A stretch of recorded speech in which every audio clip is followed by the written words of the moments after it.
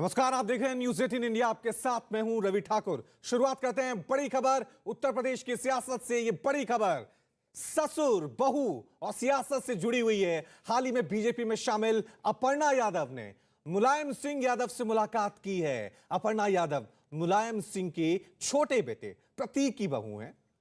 बुधवार को अपर्णा यादव ने बीजेपी का दामन थामा था। दिल्ली मुख्यालय में बड़े नेताओं की मौजूदगी में उन्हें बीजेपी में शामिल कराया गया। बीजेपी में शामिल होने के बाद अपर्णा यादव लखनऊ पहुंची और वहां उन्होंने ससुर मुलायम सिंह से मुलाकात की और पैर छूकर जीत का आशीर्वाद मांगा।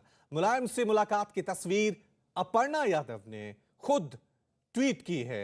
ये दो तस्वीरें हम आपको दिखा रहे हैं टीवी स्क्रीन पर। पहली तस्वीर जब अपर्णा यादव समाजवादी पार्टी का दामन छोड़कर बीजेपी में शामिल हुई थी, और दूसरी तस्वीर आप देख सकते हैं कि किस तरह से मुलायम सिंह यादव से आशीर्वाद लेने के लिए अपर्णा यादव उनके घर पहुंची हुई हैं, आशीर्वाद ले रही हैं, और खुद अपर्णा यादव ने यह तस्वीर ट्वीट भी की है। तो अपर्णा यादव ने ट्वीट किया है और इस ट्वीट में क्या कहा है कि भारतीय जनता पार्टी की सदस्यता लेने के पश्चात लखनऊ आने पर पिताजी यानी नेताजी से आशीर्वाद लिया।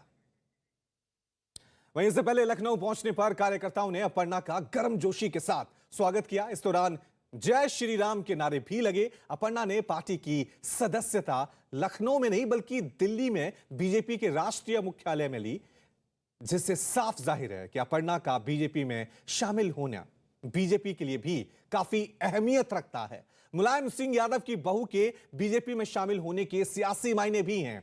अब ये देखना दिलचस्प होगा कि समाजवादी पार्टी परिवार की बहू जब भारतीय जनता पार्टी में शामिल हुई हैं तो बीजेपी उन्हें विधानसभा चुनाव मैदान में उतारती हैं या फिर नहीं।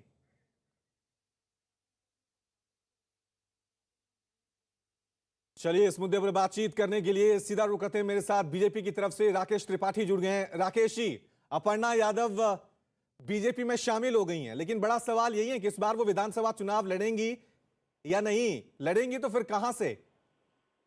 देखिए, भारतीय जनता पार्टी में किसको क्या भूमिका लेनी है, किसके लिए पार्टी ने क्या काम किया, तय किया है, ये पार्टी का संगठन तय करता है। और टिकट तय करने के लिए पार्टी के सेंट्रल पार्लियामेंट्री बोर्ड और पार्टी की चुनाव समिति इसको तय करने का काम करती है। पार्टी की चुनाव समिति जैसा निर्णय लेगी, सेंट्रल पार्लियामेंट्री बोर्ड जैसा निर्णय लेगा, उसके आधार पर अपर्णा जी को पार्टी काम सौंपेगी। संगठन में काम करना है या चुनाव लड़ना है, ये पार्टी का निर्णय। और इस वक्त हमारे साथ अमीक जामियाई भी जुड़ गए समाजवादी पार्टी की तरफ से। अमीक जी, बड़ा सवाल यही है, अपर्णा यादव अब बीजेपी में शामिल हो गई, कितना बड़ा झटका है ये समाजवादी पार्टी के लिए? देखिए, वो एमएलए बनना चाहती हैं और उनको मुबारकबाद तो दिया ही जाना चाहिए। महिला भी वो हैं और राजनीति में की जो लड़ाइयां होती है ना, जिससे हमारे राकेश त्रिपाठी भाई हैं, तो हम लोगों की जो विचारधारा की लड़ाई है। और मुझे तो एक बात बहुत जो हैरत सी लग रही है वो ये लग रही है कि ये जो हमारा परिवार है ना, ये नेताजी का परिवार, माननीय अखिलेश यादव जी, डिम्पल जी और ये पूरा परिवार है। बीजेपी ने जब मुख्यमंत्री नहीं रहे अखिलेश यादव जी, जब बाबा मुख्यमंत्री उस निवास में गए, पूरे घर को गंगा जल से इन्होंने धुलवाया था। और इनके प्रवक्ताओं ने, इनकी पार्टी ने ये प्रूफ कर दिया कि जो पिछले हैं वो अछूत होते हैं, वो अनटचेबल हैं। तो मैं ये समझ नहीं पा रहा हूँ कि हमारा परिवार अछूत है। आज अपर्णा यादव ने, यादव जी अछूत हैं। और अमीक जी, आज अपर्णा यादव ने खुद एक तस्वीर ट्वीट की है जिसमें मुलायम सिंह यादव उनको आशीर्वाद देते हुए नजर आ रहे हैं। तो जीत का आशीर्वाद तो अपर्णा यादव को मुलायम सिंह यादव से मिल गया है। देखिए, किसी भी बेटी को नेताजी इस देश के सबसे बड़े नेताओं में सबसे बड़े नेता हैं। आज के स्तंभ है भारत की समाजवादी राजनीति के। हमेशा हमारी संस्कृति है लोगों को दुआ देने की, लोगों को आशीर्वाद देने की। लेकिन अपर्णा जी अछूत कैसे नहीं है, ये बीजेपी को बताना पड़ेगा। अखिलेश जी अछूत हैं और ये अछूत नहीं है, क्योंकि बीजेपी आरएसएस ने ये प्रूव किया था जब उन्होंने मुख्यमंत्री निवास को गंगा जल से धुलवाया था। ठीक है, जवाब ले लेता हूं। राकेश जी, देखिए, जवाब दीजिए। अखिलेश पे आप सवाल उठाते हैं और अपर्णा यादव जो समाजवादी पार्टी में है, बीजेपी में आ जाती हैं तो सब ठीक हो जाता है, सब ठीक है। नहीं, देखिए पहली बात तो ये समाजवादी पार्टी के लोग जानबूझ करके ये झूठ फैलाने का जो काम करते हैं, ये झूठ फैलाने से बाज आना चाहिए। समाजवादी पार्टी में जितने यादव हैं उससे कम यादव भारतीय जनता पार्टी के साथ नहीं है।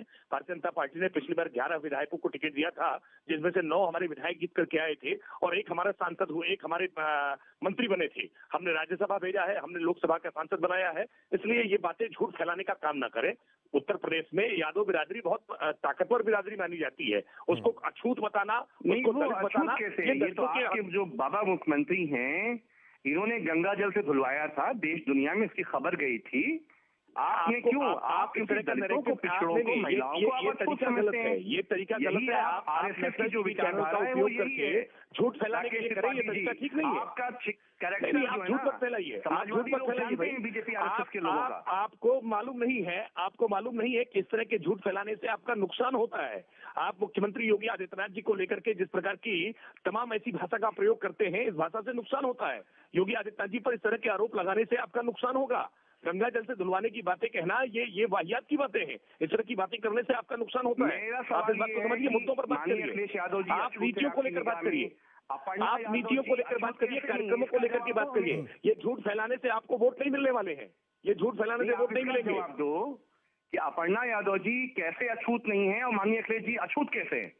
अरे भाई, आपके ना लिए। अखिलेश यादव अछूत है, ना अपर्णा यादव अछूत है। आपकी मानसिक आपने दिवालियापन है ये। ये आपका मानसिक अमीक जी, दिवालियापन है। उत्तर प्रदेश के अमीक 60% जी, जो आबादी पिछड़ा समाज के अमीक जी, लोगों लेकिन की एक है, अमीक जी, माइनॉरिटी लेकिन लोगों एक की है, सवाल दलित तो लोगों की है, अमीक जो जी, लेकिन माननीय एक अखिलेश सवाल यादव तो जी ये को उठेगा ना अपना नेता कि अखिलेश मानती है, यादव अपना आखिरकार आदर्श मानती है।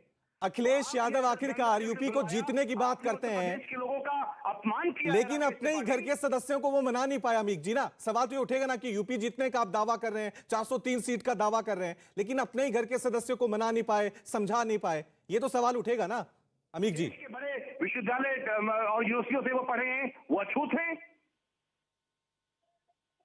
देखिए, मैं अमीक जी, मेरा सवाल आपसे सुना होगा। कोई समाज में अछूत नहीं है। आप किस मानसिकता से जी रहे हैं? आप किस समाज में जी रहे हैं? समाज में कोई अछूत नहीं है। आपने जवाब नहीं दिया। समाप्त हो चुकी है। आपने मुख्यमंत्री निवास गंगा जल से क्यों धुलवाया था? जवाब दीजिए इसका। ठीक है अमीक जी, जानकारी नहीं है, आपको जानकारी नहीं है। हमें जानकारी है, जानकारी की अफवाहें हम फैलाने का 5 काम साल कर उस रहे घर में हैं। रहे हैं। आपको जानकारी नहीं है। अरे अमीक जी, ठीक है ठीक है हमें अमीक जी, जानकारी ये पिछली बार भी मुद्दा उठा था, ये गंगा जल वाला देखिए, मुद्दा पिछली एक बार भी बात उठा था। समझ लीजिए अमीक जी, आप मेरे सवाल का जवाब दीजिए ना। अमीक जी, आप मेरे सवाल का जवाब दीजिए ना। मेरा सवाल आपसे यही है कि अखिलेश यूपी को जीतने का दावा करते हैं। स्वामी प्रसाद मौर्य जब मिले तो उन्होंने बहुत स्वागत किया था उनका, लेकिन अपने घर के सदस्यों को इन्हें मना पाए, समझा पाए। ये सवाल तो उठेंगे ना कि घर में ही वो एकता नहीं बना पाए। नहीं, देखिए वो मैं कह रहा हूं कि सभी विचारधाराओं का हमें सम्मान करना चाहिए। अपर्णा यादव जी ने अपने आप को कभी नहीं छिपाया कि वो आरएसएस के जो हमारे ये डॉक्टर मोहन भागवत हैं, वो उनको अपना आदर्श मानती हैं, गोडसे जी को अपना आदर्श मानती हैं। तो ठीक है, उनको मुबारकबाद है, वो भविष्य में आगे बढ़े। लेकिन माननीय अखिलेश यादव जी की, डिम्पल जी की और हम सब समाजवादियों की जो लड़ाई है, ये जो महिला विरोधी, किसान विरोधी, दलित विरोधी, पिछड़ा विरोधी जो बीजेपी आरएसएस की सरकार है, 10 मार्च को नाबूद हो जाएगी वोट के जरिए उत्तर प्रदेश लेकिन के कहा लोग जा रहा है करने कि वाले हैं। टिकट को लेकर बातचीत नहीं हुई। अखिलेश ने उनको टिकट नहीं दिया, इसलिए उन्होंने पार्टी छोड़ दी। देखिए, ये लड़ाई मैं कह रहा हूं कि जब भारत का संविधान आज तलवार की नोक पे इन लोगों ने टांग दिया है, खूंटी पे टांग दिया भारत के संविधान को। 22 का चुनाव भारत के संविधान के मुस्तकबिल का चुनाव है। माननीय अखिलेश यादव जी के सामने हम जैसे असंख्य लोग जो 10 साल से 15 साल से राजनीति में हैं, जो विधायक बनने की ताकत रखते हैं, लेकिन हम सब ने त्याग किया है। सरकार आएगी, हुकूमत बनेगी, किसानों, मजदूरों, नौजवानों के दिन पलटेंगे। ये मेन लड़ाई है, ये एमएलए और कैरियर बनने की लड़ाई नहीं है। अगर वो कैरियर बनाने के लिए गई हैं तो बीजेपी से वो लड़े और हम लोग वहां पर जो हमारे लोग होंगे, हम लोग उनको वोट। राकेश जी, जवाब दीजिए। अपर्णा यादव आने से क्या बीजेपी को बहुत बड़ा फायदा मिल जाएगा? क्या इतना बड़ा जनाधार है कि बीजेपी बहुत खुशी मना रही है उनकी पार्टी में शामिल होने पर?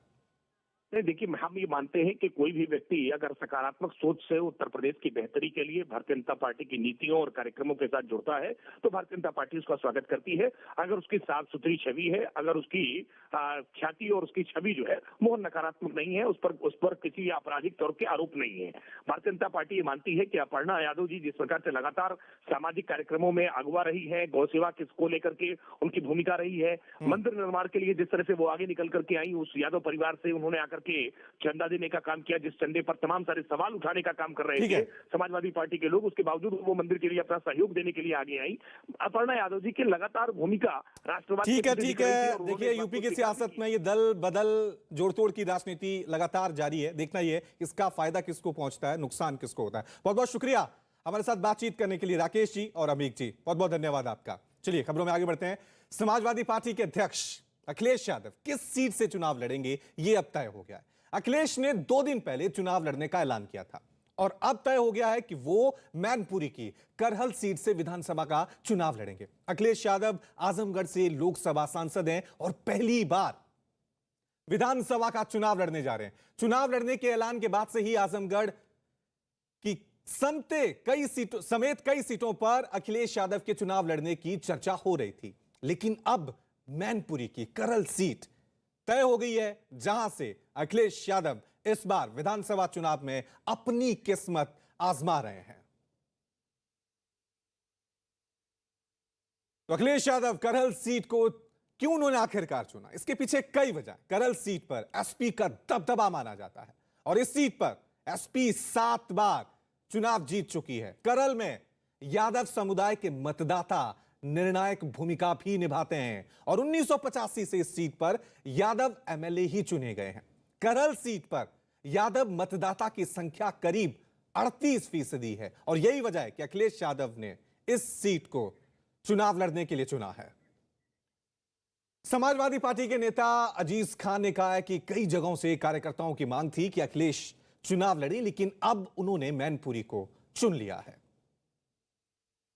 माननीय राष्ट्रीय अध्यक्ष जनाब अखिलेश यादव जी के विधानसभा चुनाव लड़ने के लिए आजमगढ़, कन्नौज, मैनपुरी से लेकर के अलग अलग सभी जिलों में कार्यकर्ताओं की बड़े स्तर पर मांग रही है।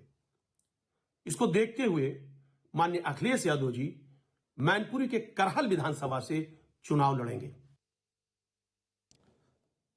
वही अखिलेश के मैनपुरी से चुनाव लड़ने के ऐलान के बाद वहां के कार्यकर्ताओं में काफी उत्साह देखा जा रहा है। एक लहर बनेगी, लोगों में बहुत उत्साह है और आप जानते हैं कि माननीय अखिलेश यादव जी इस समय ब्रांड है। इस समय मैं समझता हूँ उत्तर प्रदेश ही क्या देश में उनसे बड़ा नेता कोई नहीं है और अगर वो बिल्कुल हमारी पड़ोसी जनपद की बिल्कुल पड़ोसी सीट पे चुनाव लड़ने आते हैं तो आप जानते हैं स्वाभाविक है कि लोगों में उत्साह होगा, उमंग होगा और एक लहर बनेगी।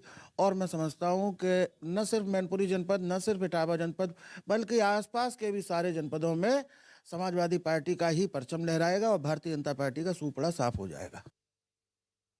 वहीं बीजेपी नेता अमित मालवीय ने भी अखिलेश यादव के आजमगढ़ से चुनाव नहीं लड़ने पर एक वीडियो ट्वीट किया है। उन्होंने लिखा कि अखिलेश आजमगढ़ से क्यों भागे, सुनिए।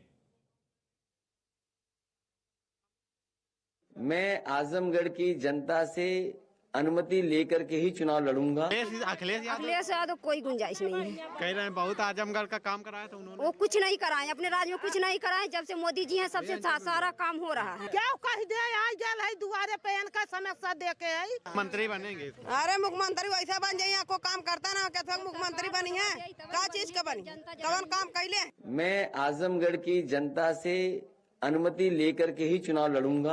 अखिलेश यादव कोई गुंजाइश नहीं है। कह रहे हैं बहुत आजमगढ़ का काम कराया था उन्होंने। वो कुछ नहीं कराए, अपने राज्य में कुछ नहीं कराए। जब से मोदी जी हैं सबसे सारा काम हो रहा है। क्या कह दे आई गल है दुआरे पे इनका समस्या देके है मंत्री बनेंगे। अरे मुख्यमंत्री वैसा बन जाइए, आपको काम करता ना कैसे मुख्यमंत्री बनी है, क्या चीज का बनी, कौन काम कैले। वहीं यूपी के सीएम योगी आदित्यनाथ ने भी समाजवादी पार्टी पर हमला बोलते हुए ट्विटर पर लिखा कि उन्होंने लिखा, नए उत्तर प्रदेश की जनता पलायन नहीं प्रगति चाहती है और दंगा मुक्त प्रदेश, सपा मुक्त प्रदेश जनता का संकल्प है। वहीं बीजेपी नेता सुब्रत पाठक ने अखिलेश यादव के करहल से चुनाव लड़ने पर तंज कसा है, साथ ही कहा कि वो वहां से भी चुनाव हारेंगे। सुना है कि समाजवादी पार्टी के राष्ट्रीय अध्यक्ष श्री अखिलेश यादव जी मैनपुरी की करहल विधानसभा क्षेत्र से चुनाव लड़ने जा रहे हैं। जो अब तक कह रहे थे कि वो उत्तर प्रदेश की किसी भी सीट से चुनाव लड़कर जीत जाएंगे, तो आखिरी में उनको कौन सी सीट मिली? वह सीट जो जहां से उनके पिताजी लोकसभा के सांसद हैं और उन्हीं के अंतर्गत आने वाली करहल जो कि एक इनकी जाति विशेष की बाहुल्य सीट है, तो ये आखिर डर नहीं है तो क्या है? जो योगी जी को घर में जाने पर जो योगी जी का डर बता रहे थे, आज उनको ये डर नहीं लग रहा है तो क्या है? निश्चित रूप से ये उनके अंदर समाजवादी पार्टी की हार स्पष्ट उनको दिख रही है।